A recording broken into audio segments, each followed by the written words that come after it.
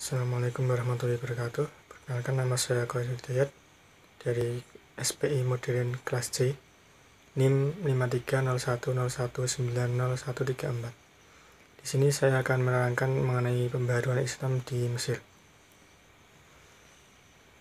Sejarah Mesir secara historis dapat kita lihat ketika Mesir berada pada kekuasaan Romawi di timur dengan Bizantium sebagai ibu kotanya. Merupakan awal kebangkitan Mesir di abad permulaan Islam yang berkembang menjadi kota dan negara tujuan setiap orang.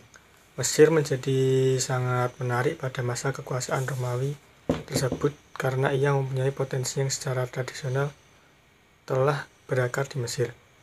Kerajaan Romawi Timur dengan ibu kota Bizantium merupakan rival berat pengembangan Islam yang keberadaannya berlangsung sampai pada masa pemerintahan Khalifah Umar bin Khattab. Pada saat Umar menjadi khalifah, Romawi Timur merupakan target pengembangan misi keislaman dan akhirnya kekuatan militer Romawi tidak dapat menghambat laju kemenangan Islam di Mesir. Karena keberadaan Islam sebagai agama baru memberikan keluasan dan kebebasan untuk hidup, yang selama itu tidak diperoleh dari pemerintahan Romawi Timur, termasuk diantaranya kondisi yang lebih karena berkembangnya konflik keagamaan.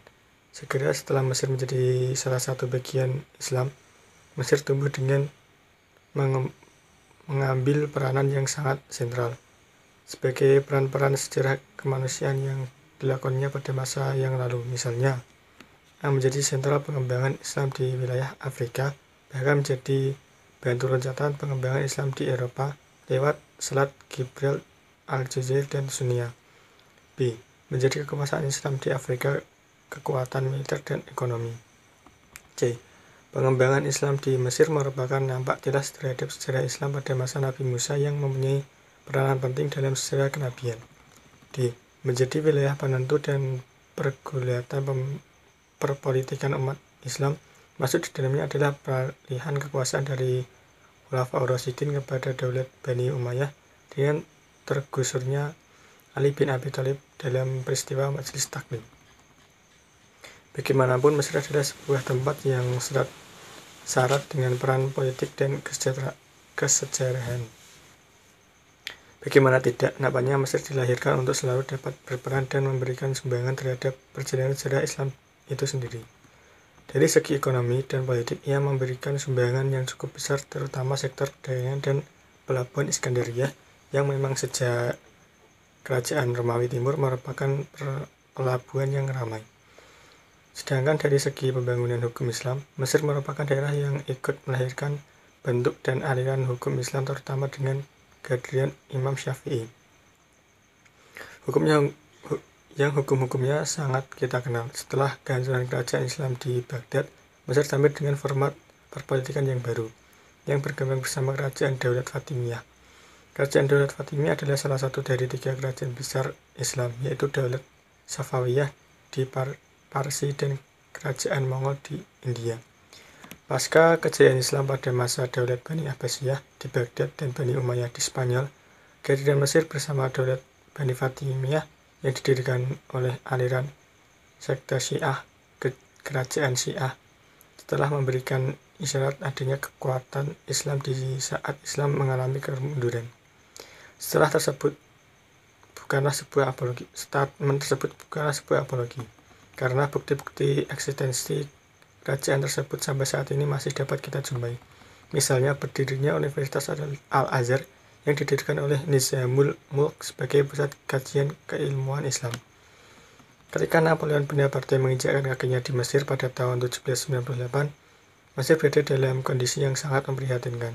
Secara politik, negeri ini terbelah oleh 2 kekuatan yang saling menghancurkan, yakni kekuatan Mamluk yang kekuasaan secara turun-temurun sejak abad ke-13 dan kekuatan yang didukung oleh pemerintahan Utsman di Istanbul. Situasi kekuasaan dan pemerintahan di Mesir pada waktu itu sudah tidak dapat lagi dikatakan stabil. Kekacauan kemerosotan sosial kemasyarakatan sebagai wilayah yang selalu diperebutkan dan diincar oleh negara-negara Islam kuat sungguh-sungguh membuat rakyat Mesir diliputi rasa ketakutan.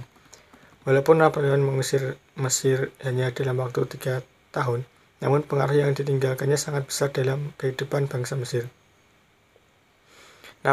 Napoleon Bonaparte menguasai Mesir sejak tahun 1798 Masehi. Ini merupakan momentum baru bagi sejarah umat Islam, khususnya di Mesir, yang menyebabkan bangkitnya kesadaran akan kelemahan dan keterbelakangan mereka. Kehadiran Napoleon Bonaparte di samping membawa pasukan yang kuat, juga membawa para ilmuwan dengan seperangkat peralatan ilmiah untuk mengadakan penelitian. Harun Nasution menggambarkan ketika Napoleon datang ke Mesir tidak hanya membawa tentara, akan tetapi terdapat 500 orang sipil, 500 orang wanita. Di antaranya jumlah tersebut terdapat 167 orang ahli dalam berbagai cabang ilmu pengetahuan, dan membawa 2 unit percetakan dengan huruf Latin, Arab, dan Yunani. Tujuannya untuk kepentingan ilmiah yang pada akhirnya dibentuk sebuah lembaga ilmiah dinamai Institut de Egypte, terdiri dari ilmu pasti, ilmu alam, ekonomi politik, dan sastra seni. Alat percetakan yang dibawa Napoleon tersebut menjadi perusahaan percetakan balak. Perusahaan tersebut berkembang sampai sekarang.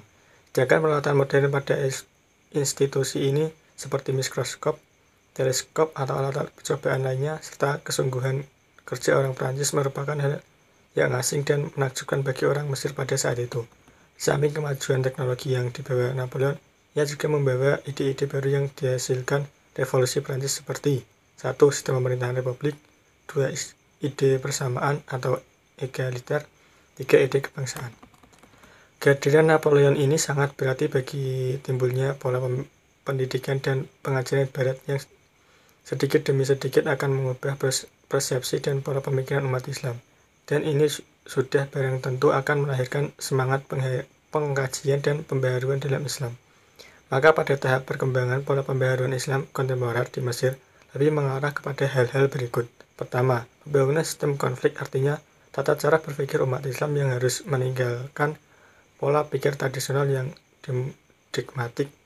Kedua, upaya pembangunan semangat kolegial umat agar memperoleh kesempatan melakukan aktualisasi ajaran, terutama partisipasi aktif dalam percaturan politik, ekonomi, dan hukum di dunia. Sebab selama ini umat Islam secara aktif tidak mampu memberikan partisipasinya dalam percaturan dunia.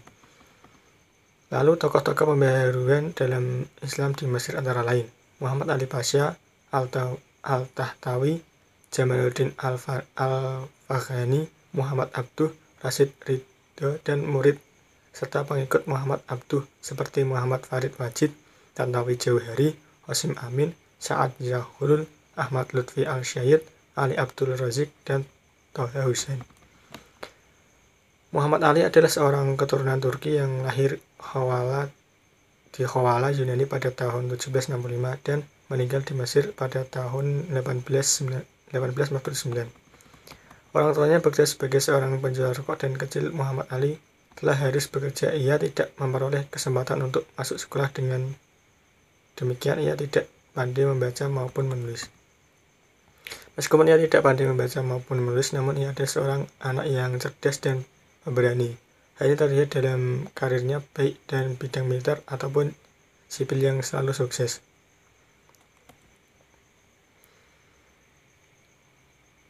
Setelah dewasa, Muhammad Ali Pasha bekerja sebagai pemungut pajak, dan karena ia rajin bekerja, jadilah ia disegani gubernur dan akhirnya menjadi menantu gubernur. Setelah kawin, ia diterima menjadi anggota militer karena keberanian dan kecakapan menjalankan tugas. Ia dianggap menjadi perwira. Pada waktu penyerangan Napoleon ke Mesir, Sultan Turki mengirim bantuan tentara ke Mesir. Di antaranya ada Muhammad Ali Pasha. Bahkan dia ikut bertempur melawan Napoleon pada tahun 1801. Rakyat Mesir melihat kesuksesan Muhammad Ali dan pembebasan Mesir dari tentara Napoleon. Maka rakyat Mesir mengangkat Muhammad Ali sebagai wali Mesir dan mengharapkan Sultan di Turki merestuinya.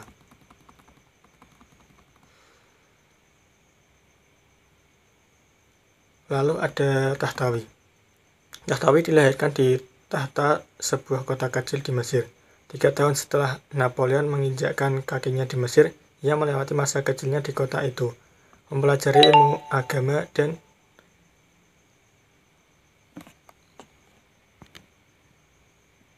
mempelajari ilmu agama dan mendengarkan cerita-cerita kejayaan Islam masa silam. Ia selalu tertarik mendengar kisah-kisah semacam itu. Satu hal yang kemudian sangat mempengaruhi perjalanan intelektualnya, dia adalah seorang pembawa pemikiran yang besar. Pengaruhnya di pertengahan pertama dari abad ke-19 di Mesir.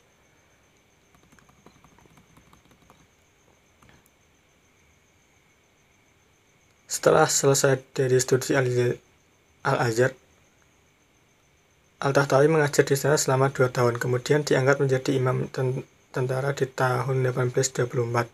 2 tahun kemudian dia diangkat menjadi imam mahasiswa yang dikirim Muhammad Ali ke Paris. Di samping tugasnya sebagai imam, ia turut pula belajar bahasa Perancis waktu ia masih dalam perjalanan ke Paris. Dengan adanya pengiriman mahasiswa ke Perancis, maka lahirlah tokoh-tokoh mahasiswa yang brilian seperti Ali Tahtawi yang pandai bahasa Perancis, kemudian ditunjuk menjadi pemimpin dan menerjemahkan buku-buku teknik dan kemiliteran. 3. Selanjutnya, filsafat Islam di Mesir modern. Perkembangan filsafat Islam di Mesir kontemporer dengan menggunakan metode historis, deskriptif, dan analisis. Artikel ini membahas aspek kajian yang meliputi akar filsafat Islam, perubahan orientasi filsafat Islam menjadi pemikiran Islam, isu-isu filsafat Islam, tokoh penting, metode, dan sistem perkuliahan. Dalam kajian ini, penulis menemukan bahwa filsafat Islam berasal dari Yunani melalui proses migrasi orang-orang Yunani ke Mesir. Tidak terlepas dari unsur politik, di abad modern terjadi perubahan orientasi filsafat Islam menjadi pemikiran Islam, karena cakup filsafat meluas ke ranah kajian kalam, tasawuf, dan usul fikih. Persoalan yang sedang dihadapi adalah munculnya pemikiran Salafi yang tidak memberi peluang untuk memberi interpretasi terhadap nas, bertentangan dengan pemikiran Barat yang terbuka, lebar, dan liberal dalam pemikirannya. Ada 3 metode yang dipakai dalam filsafat dengan mengikuti tokoh pengguna metode kritik analitik Mustafa Abdul Al-Razik, metode komparatif Muhammad Iqbal, dan metode historis Ibrahim Mahdur. Selanjutnya, persoalan terkini di Mesir.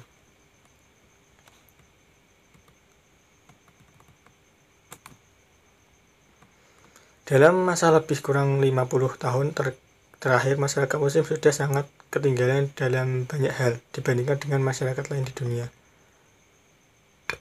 Suara pemburuan agama, masyarakat, dan budaya Islam pada umumnya kurang kuat dibandingkan dengan suara para penjajah itu. Salah satu penyebabnya adalah terjadinya perselisihan berbagai negara di Timur Tengah. Dunia Islam mendapat bencana karena ulah perpolitikan yang mengakibatkan sehingga mereka sendiri tidak mau bersatu. Ukhuwah dan solidaritas sudah hilang dari umat Islam. Bangsa-bangsa Muslim di berbagai negara yang berbeda tidak lagi memiliki empati terhadap bangsa Muslim lain. Filsafat Islam ikut mendapat imbas dari problema ini. Umat Islam berpengaruh pada pola pikir Barat dan prosesnya mentah-mentah. Amat sulit mengubah cara berpikir sehingga dibutuhkan waktu yang sangat lama dan metode yang tepat untuk menanggulanginya. Ada 5 faktor yang menyebabkan terbukanya pikiran pemimpin Islam untuk melakukan perubahan. Pertama, para utusan yang selalu membaca realitas budaya Barat dan tetap berkomunikasi melalui kejamahan. Kedua, berkembangnya percetakan di dunia Islam. Tersebarlah bermacam-macam turas klasik sehingga umat Islam mengetahui kebudayaan yang maju di zaman lampau. Ketiga, pendidikan dan pengajaran setelah membuat para generasi mereka memiliki ilmu pengetahuan luas dan benar. Keempat, buku-buku yang banyak telah mengantarkan anak bangsanya menguasai ilmu pengetahuan. Kelima, koran-koran juga berperan penting memperkenalkan perhatian dan prinsip-prinsip Islam ke dalam masyarakat Islam di dunia. Muhammad Ibn mengatakan bahwa kemajuan Eropa dan beberapa abad yang silam telah mampu mendominasi sehingga menyebabkan umat Islam terjatuh pada pikiran jumud. Mereka berusaha dengan sungguh-sungguh untuk meneliti persoalan-persoalan besar yang menjadi perhatian para filosofis Muslim, semenjak abad pertengahan, terutama ketika para ahli kalam telah mengalami kemajuan. Mungkin cukup itu yang bisa saya sampaikan, kurang dan lebihnya saya mohon maaf. Mungkin banyak kekurangan. Sekian dari saya presentasi yang saya buat. Wassalamualaikum warahmatullahi wabarakatuh.